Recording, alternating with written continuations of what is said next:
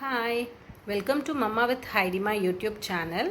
இன்றைக்கி நம்ம விலாகில் என்ன பார்க்க போகிறோன்னா யுகாதி ஸ்பெஷல் தான் பார்க்க போகிறோம்.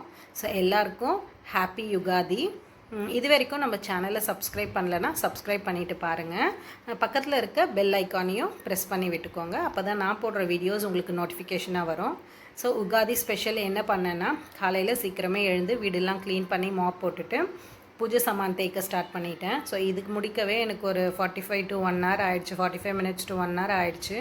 ஸோ இதெல்லாம் முடித்து எல்லாம் பூஜை ரூம்லாம் ரெடி பண்ணி வச்சுட்டு அதுக்கப்புறம் தான் நான் சமைக்க வந்தேன். அதுக்குள்ளே ஹஸ்பண்ட் கடைக்கு போய் எல்லாம் வாங்கின்னு வந்துட்டாங்க. மாவேலெல்லாம் தோரணெல்லாம் கட்டி ரெடி பண்ணிட்டாங்க. நான் இன்றைக்கி என்ன செஞ்சேன்னு பார்த்தோன்னா, சிம்பிளாக தான் நான் செஞ்சுருந்தேன், நிறையெல்லாம் செய்யலை. கொஞ்சம் பூரண போலியும் அதுக்கப்புறம் பச்சடி, இந்த மாங்காய் வச்சு இனிப்பு பச்சடி செய்வோம் இல்லையா, அதை தான் நான் செஞ்சுருந்தேன். எப்போவுமே உகாதிக்கு நம்ம தமிழ் வருஷ பருப்புக்கெலாம் அதை தான் ஸ்பெஷலாக செய்வோம். ஸோ நான் இன்றைக்கி செஞ்சுருந்தேன். போலியும் மாங்காய் பச்சடியும் தான் செஞ்சுருந்தேன்.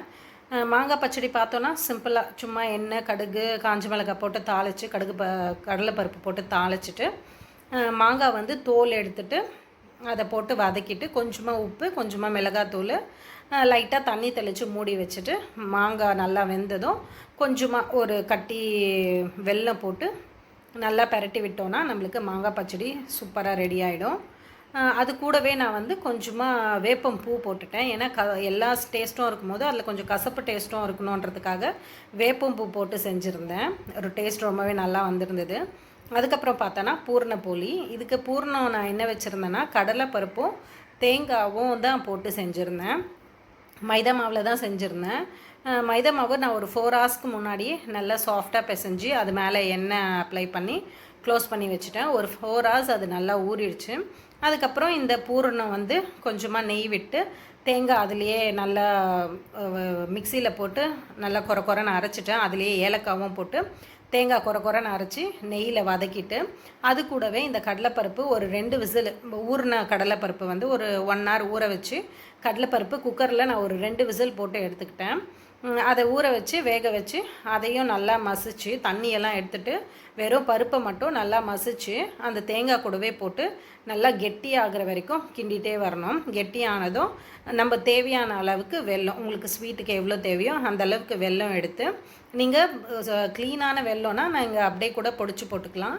இல்லை மண், கல் ஏதாச்சும் இருக்குன்னா நம்ம அதை ஜீரா எடுத்து பாகு காசி அதை ஃபில்ட்ரு பண்ணி கூட நம்ம சேர்த்துக்கலாம். நல்லா கெட்டியானதும் அந்த பூரணத்தை ஆற வச்சுருங்க. ஆற வச்சுட்டோன்னா நம்மளுக்கு கையில் பிடிக்க நல்லா வந்துடும். அதுக்கப்புறம் மாவு நல்லா ஊறிடுச்சு. நல்லா ஒரு உருண்டை மாவு எடுத்து அதை திரட்டிட்டு அதுக்குள்ளே ஒரு பால் மாதிரி பண்ணி இந்த பூரணத்தை உள்ளே வச்சு நல்லா கையிலையே திரட்டி நம்ம போட்டு எடுத்தோன்னா சூப்பரான போலி ரெடி ஆகிடும். நான் வாழை இலை இருந்தால் வாழை இலையில் திரட்டுங்க. நான் வாழை இலை கிடைக்காததால் நான் ஒரு கவர் வச்சு திரட்டினேன். ஆக்சுவலி கவர்லலாம் பண்ணக்கூடாது, நான் இல்லாததால் நான் அந்த கவர் வச்சு பண்ணேன். நீங்கள் வாழை இலை கிடைச்சா வாழை இலையில் பண்ணுங்கள். அதுக்கப்புறம் நெய் விட்டு நம்ம தவாவில் போட்டு எடுத்தோன்னா சூப்பரான போலி ரெடி ஆயிடுச்சு. அவ்வளோதாங்க. அதுக்கப்புறம் சாமிக்கு விளக்கெல்லாம் ஏற்றிட்டு நம்ம அந்த போலியும் மாங்காய் பச்சடியும் வச்சு நான் சாமி கும்பிட்டுட்டேன். ஸோ இந்த மாதிரி யாரெல்லாம் உகாதி இன்றைக்கி செலிப்ரேட் பண்ணிங்க அப்படின்றத கமெண்ட்டில் சொல்லுங்கள். அவ்வளோதாங்க. இன்றைக்கி அப்படியே சாமி கும்பிட்டுட்டு எல்லாம் செஞ்சு சாப்பிட்டுட்டு இந்த போலி பச்சடி, அதுக்கப்புறம் நேற்று அமாவாசைக்கு செஞ்ச அந்த வடை மாவு கொஞ்சம் ஃப்ரிட்ஜில் வச்சுருந்தேன். ஸோ அந்த வடையும் போட்டு சாப்பிட்டுட்டு அதோட கொஞ்சம் நேரம் ரெஸ்ட் எடுத்தோம். ஸோ இன்றைக்கி டே இப்படி தான் போச்சு. கொஞ்சம் பிஸியாகவே தான் போச்சு. ஹைடிமாக்கும் எக்ஸாம்லாம் நேற்றோடு முடிஞ்சுது. ஒரு 13 days லீவ் விட்டுருக்காங்க. இதோட April 1 அவள் 2nd standard அகாடமிக் ஸ்டார்ட் ஆகுது. அது வரைக்கும் கொஞ்சம் ஒரு 13 days ரெஸ்ட்டு தான் எங்களுக்கு. இதுக்கப்புறம் நிறைய ஹைடிமாவோட டான்ஸ் ரீல்ஸ்லாம் வரும். ஸோ அதுக்கெலாம் சப்போர்ட் பண்ணுங்கள்.